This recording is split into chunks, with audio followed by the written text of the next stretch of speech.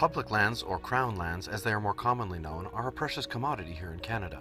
They are what we are known for. They are part of our heritage and our cultural identity. Our mountain meadows, windswept slopes, and tree-lined trails are often taken for granted, even though they are an integral part of our lives. Public lands provide us with a wealth of social, economic, and environmental services. They do so thanklessly, tirelessly, 24 hours a day, 365 days a year. The water we drink, the food we eat, and even the air we breathe are in large part provided by these natural areas. While public lands provide resources, economic benefits, and recreational opportunities, they need our respect. Without thoughtful management, these fundamentally important regions may cease to be enjoyable, or worse yet, be less able to provide these essential services. Public lands have a huge role.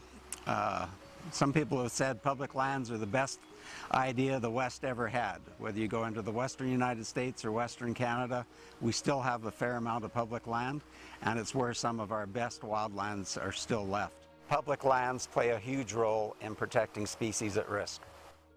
I've been visiting public land since I was a kid, and they're some of the most spectacular places on the planet.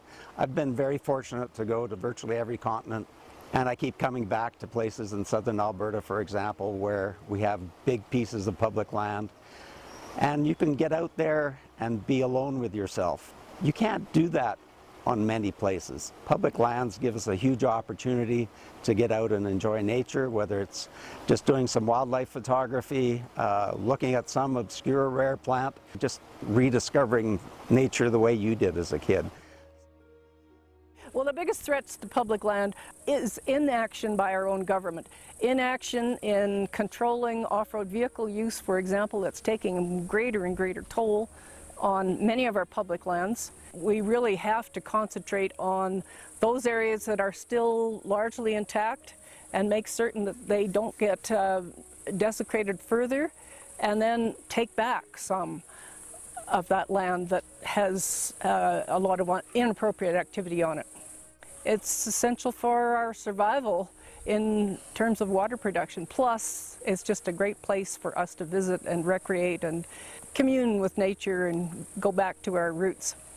All of this land is important for the health of all people and all other creatures that depend on it as well.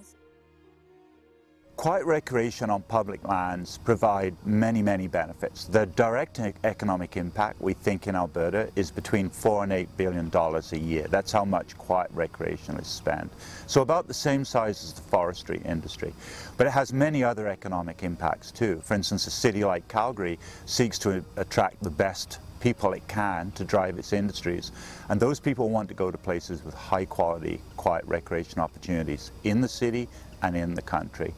Quiet recreation is a little bit like air. It's largely invisible to most of us, but it's absolutely integral to our way of life. So it provides an enormous number of benefits. Just being outside is good for our health and good for our spirit. That's why we want to promote, advocate, increase Canadians' access to outdoor activity.